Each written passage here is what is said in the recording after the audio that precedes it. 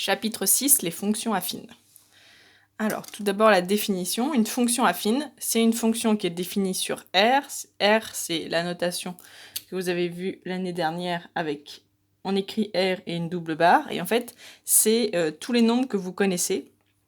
Donc ça veut dire qu'en fait, votre fonction affine, elle commence à moins l'infini et elle finit à plus l'infini. Il n'y a pas de début comme 4, moins 5 ou des choses comme ça. Enfin, il n'y a pas de nombre de départ. C'est moins l'infini jusqu'à plus l'infini. Et elle a une expression, la fonction, c'est f de x égale ax plus b. Donc ça, c'est son écriture. Et du coup, pendant tout le chapitre, a sera en rouge et b en vert. Ax plus b. Et a et b, ce sont des nombres réels, ce sont des nombres. Alors, chacun de ces coefficients a un nom. Le coefficient a, il s'appelle coefficient. Coefficient, c'est juste pour dire nombre. Directeur, c'est-à-dire que c'est lui qui va diriger. Et on verra qu'il va diriger la pente. Et le coefficient b, c'est-à-dire le nombre b, c'est l'ordonnée à l'origine. L'ordonnée, vous savez que c'est y. Donc le b, il va avoir un rapport avec quelque chose qui va se lire sur l'axe des y. Alors, les premiers exemples. Voici 3 fonctions et il faut trouver a et b. Qu'est-ce que c'est à chaque fois? A, c'est le nombre qu'il y a devant x. Donc là, le a, c'est 3. Et b, c'est le nombre qu'on ajoute à la fin, plus b. Donc b, ici, c'est 2. Celui du dessous, g de x. Le a, c'est moins 5. Et le b, c'est 1.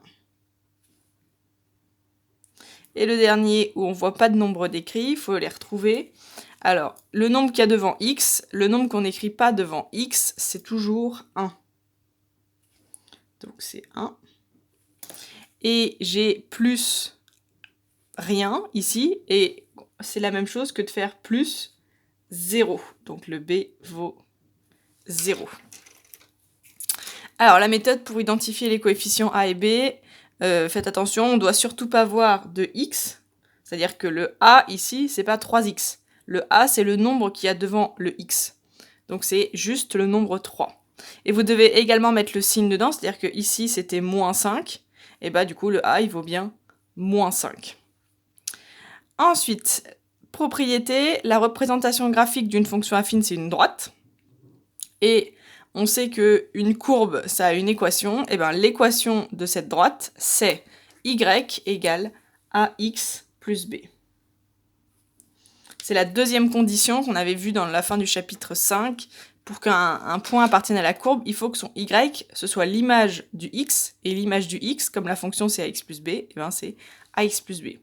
À vous de retenir, soit du coup avec ce qu'on a fait à la fin du chapitre, et sinon...